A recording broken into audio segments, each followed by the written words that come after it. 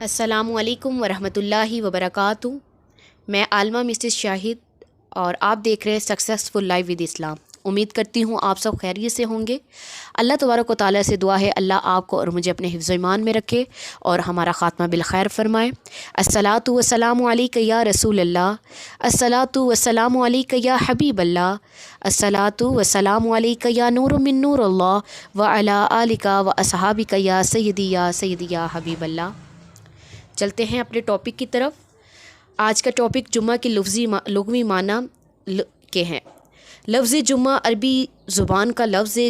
کسی بھی عربی لفظ کے مفہوم کی صحیح آگاہی کے لیے اس کے حروف اصلی کا جاننا بہت اہم کام ہے۔ چنانچہ ہم جانتے ہیں کہ لفظ جمعہ جیم، میم، عین کے بنیادی حروف سے وجود میں آیا، جس کے لغوی معنی جمع کرنے کے ہیں۔ اسی مادہ کے وجود پانے والے دیگر کئی الفاظ بھی کلام الہی کا حصہ ہیں۔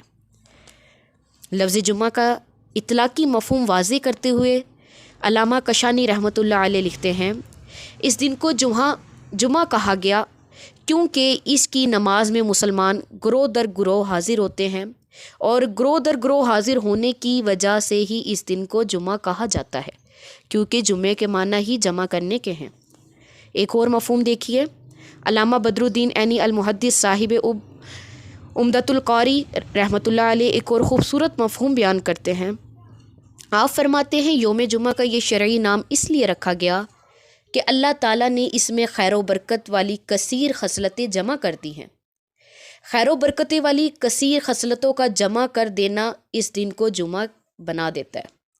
ایک اور وجہ مناسبت سے بھی ہفتے کے 7ویں دن کو الجمعہ کہا جاتا ہے، جیسا کہ کتب احادیث میں ارشاد نبوی حضرت محمد مصطفیٰ صلی اللہ علیہ وآلہ وسلم کا فرمان پاک مذکور ہے کہ جناب رسول صلی اللہ علیہ وآلہ وسلم نے حضرت سلمان فارسی رضی اللہ تعالی عنہ سے کہا کہ اے سلمان، کیا تم جانتے ہو یوم جمعہ کیا ہے؟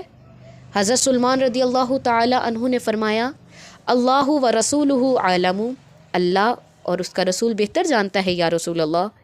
جس پہ پیارے نبی حضرت محمد مصطفیٰ صلی اللہ علیہ وآلہ وسلم نے ارشاد فرمایا کہ اے سلمان، اسی دن تو عناصر تخلیق کو جمع کیا گیا۔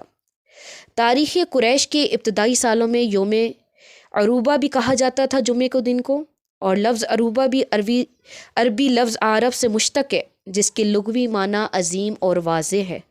اس سے پتہ چلتا ہے کہ قدیم عرب بھی اس دن کی تعظیم و تکریم سے خوب واقف تھے۔